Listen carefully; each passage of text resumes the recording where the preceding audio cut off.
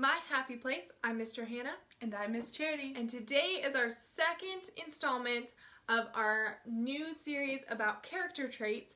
And our character trait for today is compassion. Compassion. Now, the word compassion actually means sympathetic consciousness of others' distress along with desire to alleviate it. Now, those are a lot of big, complex words that I'm not even sure if I understand all of them, but basically what it means is that when someone needs help or they're hurting or in pain, you want to help them, and you don't just have that desire to help them, but you actually take action to help them. So if Johanna was sitting outside in the rain and the door was locked and there was no way for her to get out of the rain, if I had compassion, I would see her, I would feel sorry for her, and I would unlock the door and help her get inside and help her dry off. So that would be the best. It wouldn't be compassion if I just felt sorry for her and left her out in the rain. Mm-hmm. That would be called sympathy. But compassion is when you actually take action.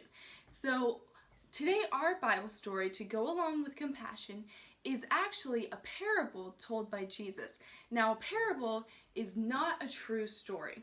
It is a story that Jesus tells that is a earthly story with a heavenly meaning, which means that it has spiritual insights in it. And the story is called The Good Samaritan. Now, once upon a time, Jesus is telling the story, there was a man who was traveling to a far country, and he had possessions, he had all the things that you need when you go on a trip, and suddenly, on his journey, he was attacked by thieves, and they stole his money, and they stole his stuff and food, and beat him up, and left him on the side of the road to die. They didn't quite kill him, but almost. And as he was laying there, there was a priest who came walking by, and the priest is a well-known man in Jewish tradition, Israel, and he's well-known, he's respected, he's a kind man known for loving God and religious things, and he sees the man laying on the side of the road. But you know what? He keeps walking by. He's not supposed to touch unclean things, so he's like, I'm not going to get my hands dirty.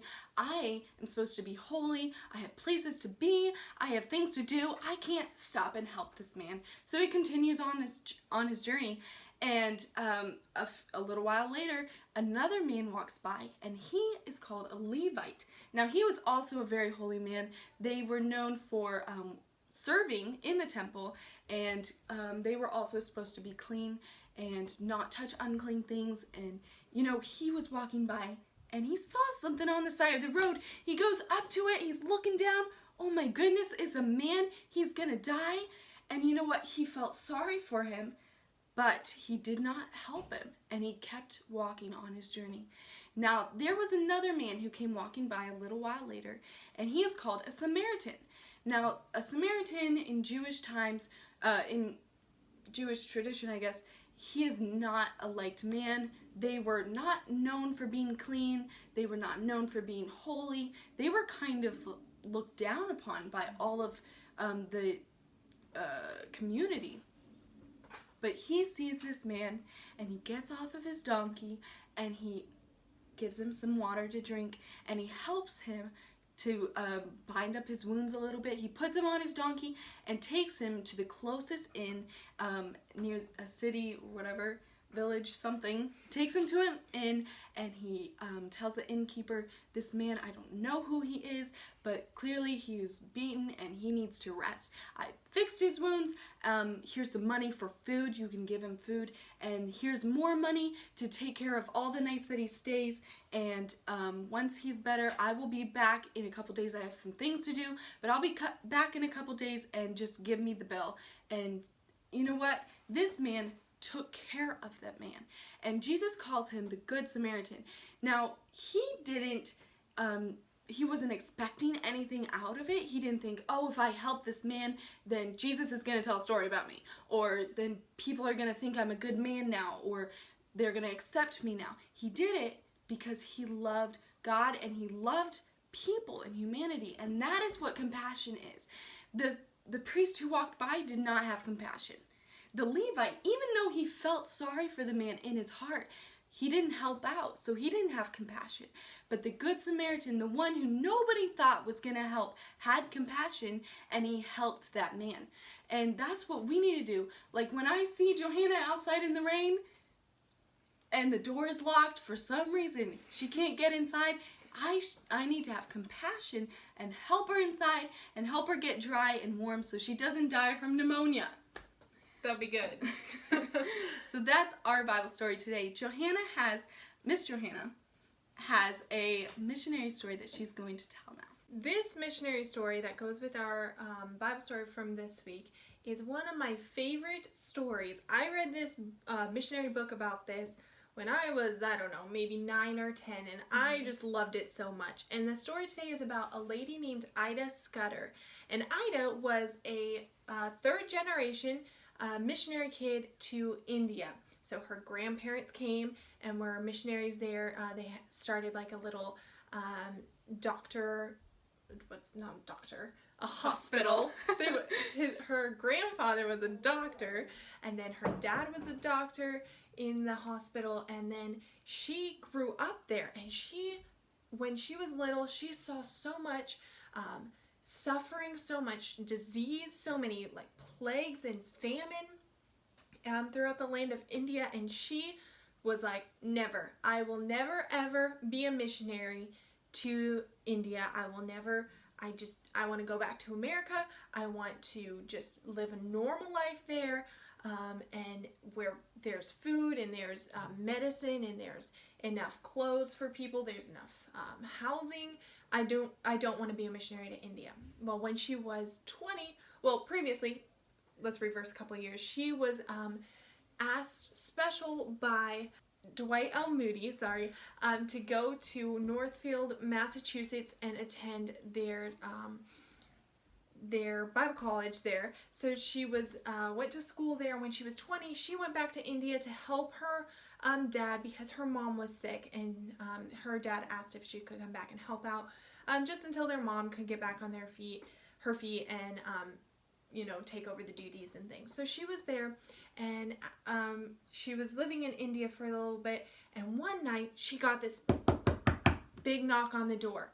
She opens the door, and there's a lady standing there, and she's, super concerned, and she goes, "Miss Ida, you need to come now. My friend is going to have a baby, and there's some problems, and you need to come now." And Ida goes, "Well, I'm not a doctor. I don't know what to do. I can't help you. I've never helped, get with childbirth. I don't know anything about that. You can ask my dad. My dad's a doctor, or my grandfather. They can help you." And they said no, because that's not in Indian culture back then. Ladies were not allowed to see male doctors. They would rather die than go and see a male doctor. So she said, "No, I can't have that." And so she went back home. And then a couple hours later, there was another knock at the door. Ida opened the door, and another lady was staying there and said, "Miss Ida, you need to come. My friend is in childbirth, and she is having some hard times. You need to come and help her. There's some complications." And Ida said, again, what she told the other lady, "I'm sorry, I can't help you. I don't know anything about it, but you could ask my dad." And she said, "No, I can't ask a man to come and help with this." So she left. And a couple hours later, another knock. This is the third lady that came to the door. And again, it was the same thing. Somebody was in childbirth and was having complications, and she needed help. But Ida said, "I don't know anything about that." And the next morning, one of the saddest parts of the story, all three of those ladies that had been in childbirth that night had died, as well as their little babies. And Ida felt so terribly about that.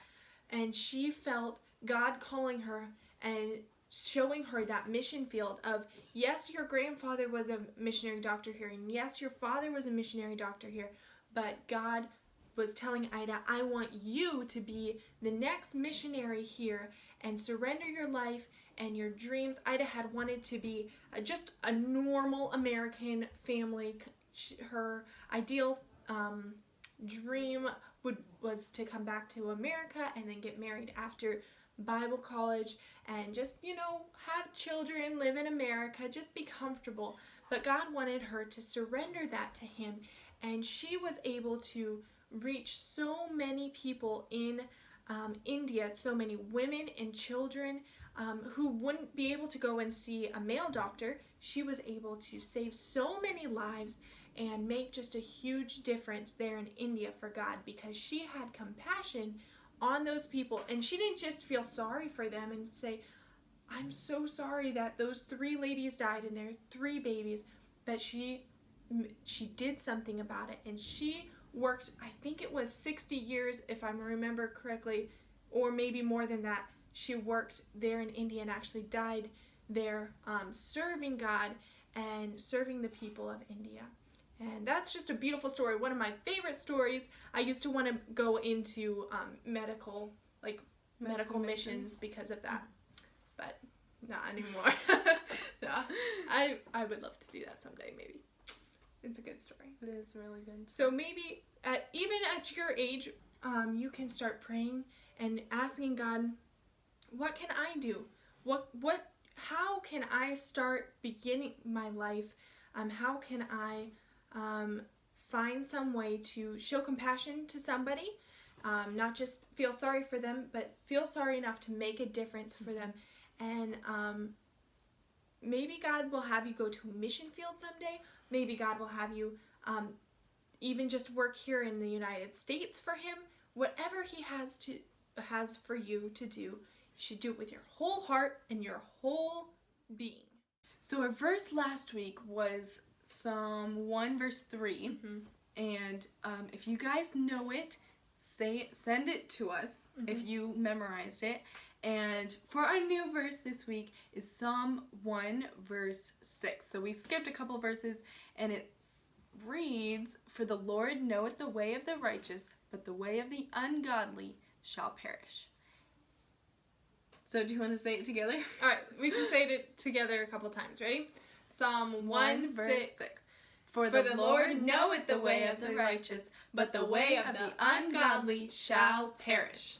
One That more was a time? little bit rough. Yes. Okay. Psalm 1 6. For the Lord knoweth the way of the righteous, but the way of the ungodly shall perish. All right. We'll see you guys next week, and thank you so much for watching. Bye.